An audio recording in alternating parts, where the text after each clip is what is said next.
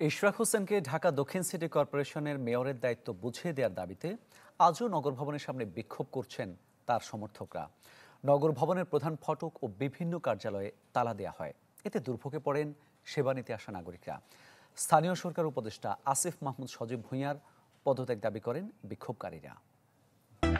QCY Melomax Pro ANC on সব noise গন। গেল বুধবার থেকে কার্যত অচল নগর ভবন। রোববার ভবনের ভেতরে বাইরে জড়ো হয় ইশরাক সমর্থকরা। দাবি জানান শপথের মাধ্যমে ইশরাক হোসেনকে মেয়রের দায়িত্ব বুঝিয়ে দেয়ার। বিক্ষোভে তালাবদ্ধ নগর ভবনে বন্ধ থাকে সব রকম সেবা কার্যক্রম। ভোগান্তিতে পড়েন ঢাকা দক্ষিণের সেবা নিতে আসা নাগরিকরা।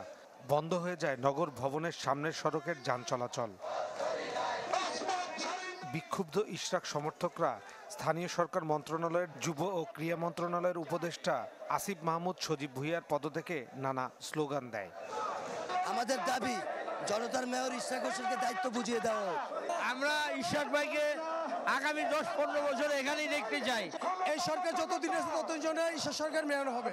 এটা তো সরকার ওইভাবে বলে নাই কতদিনের জন্য দিচ্ছে, কোনো মেয়াদের কথা তো বলা হয় নাই। আপনারা কয়দিনের জন্য চান? আমরা তো যাই 5 বছরের জন্য দেওয়া হোক। দাবি পূরণ না হওয়া পর্যন্ত কঠোর কর্মসূচি হবে বলেও জানান তারা। অচিরেই দিয়ে দেওয়া প্রয়োজন, আর এই আন্দোলন আর যদি না দেয় এই আন্দোলন চলমান থাকবে, চলবেই। ওনারা এই 2-1 দিনের মধ্যে না দেয় আমরা আরো বড় কর্মসূচিতে যাব। গেল 27 মার্চ বিএনপি নেতা ইশরাক হোসেনকে ঢাকা দক্ষিণ সিটি কর্পোরেশনের মেয়র ঘোষণা করে রায় দেয় ঢাকার প্রথম যুগ্ম জেলা জজ ও নির্বাচনী ট্রাইব্যুনাল। ট্রাইব্যুনালের রায়ের কপি 22 এপ্রিল গেজেট প্রকাশের বিষয়ে আইন মন্ত্রণালয়ের পরামর্শ চায় নির্বাচন কমিশন।